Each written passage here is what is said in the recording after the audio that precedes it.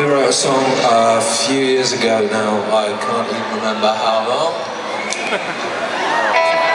Maybe it was 10 years ago.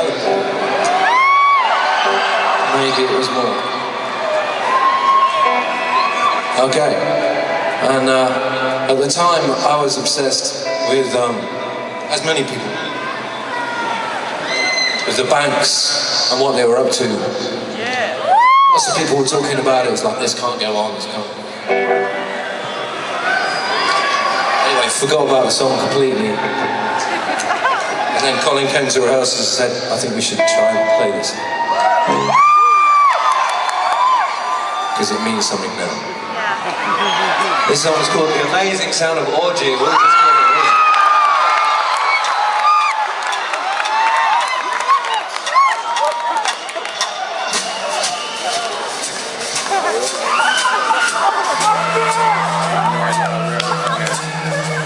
Hold on to your seats.